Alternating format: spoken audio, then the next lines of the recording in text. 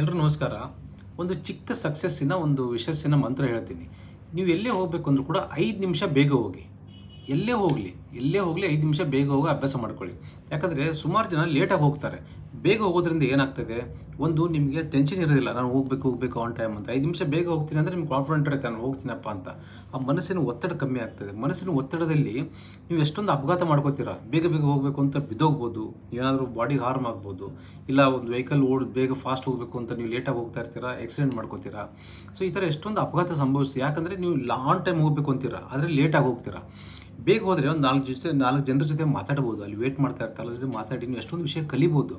ನಿಮ್ಮ ನೆಟ್ವರ್ಕಿಂಗು, ಬೇರೆಯವ್ರ ಜೊತೆ ಪರಿಚಯ ಆಗೋದು ಕೂಡ ಜಾಸ್ತಿ ಆಗ್ತದೆ. 5 ನಿಮಿಷ ಬೇಗ ಹೋಗೋದ್ರಿಂದ ನೀವು ಮನೆಯಲ್ಲಿ ಕೂತ್ಕೊಂಡು ಏನೋ ಮೊಬೈಲ್ ನೋಡಿ ಟೈಮ್ ವೇಸ್ಟ್ ಮಾಡೋದೇ, ಅಲ್ಲಿ ಹೋಗಿ ಕೂತ್ಕೊಂಡು ಏನಾದ್ರು ಸಮಯ ಮಾಡಿ. ಯಾಕಂದರೆ ಆನ್ ದ ವೇ ಟ್ರಾಫಿಕ್ ಎಷ್ಟಿರುತ್ತೆ ಗೊತ್ತಿಲ್ಲ, ಏನೋ ಆಬ್ಸ್ಟೆಕಲ್ ಬರ್ಬೋದು. ಅದೇ ಥರ ನೀವು ಲೇಟಾಗಿ ಹೋದರೆ ಜನ ಕೆಲವರು ಏನು ಗೊತ್ತಾರೆ, ಇವನಿಗೆ ಸೀರಿಯಸ್ನೆಸ್ ಇಲ್ಲ ಜೀವನದಲ್ಲಿ ಅಂತ ನಿಮ್ಮನ್ನ ರಿಜೆಕ್ಟ್ ಮಾಡ್ತಾರೆ. ಎಷ್ಟೊಂದು ಅವಕಾಶಗಳನ್ನ ಕಳ್ಕೊತೀರಾ. ಬೇಗ 5 ನಿಮಿಷ ಬೇಗ ಹೋಗಿ ನೋಡಿ, ಎಷ್ಟೊಂದು ಹೊಸ ಅವಕಾಶ ಸೃಷ್ಟಿಯಾಗುತ್ತೆ, ಎಷ್ಟೊಂದು ಹೊಸ ಅಪಾರ್ಚುನಿಟಿ ನಿಮ್ಮ ಹಿಂದೆ ಬರುತ್ತೆ, ಎಷ್ಟೋ ಅಪಾರ್ಚುನಿಟಿಗಳನ್ನ ನೀವು ಸಕ್ಸಸ್ಸಾಗಿ ಕನ್ವರ್ಟ್ ಮಾಡ್ತೀರಾ. ಅದರಿಂದ ಅರ್ಲಿ ಬರ್ಡ್ ಕ್ಯಾಚಿಸ್ ದ ವರ್ಮ್ ಅಂತ ಒಂದು ಸ್ಟೇಟ್ಮೆಂಟ್ ಇದೆ. ಅದೇ ಥರ ಬೇಗ ಎದ್ದವನು ಯಾವಾಗಲೂ, ಬೇಗ ಹೋದವನು, ಬೇಗ ಮುಟ್ಟಿದವನು ಯಶಸ್ವಿ ಆಗ್ತಾನೆ.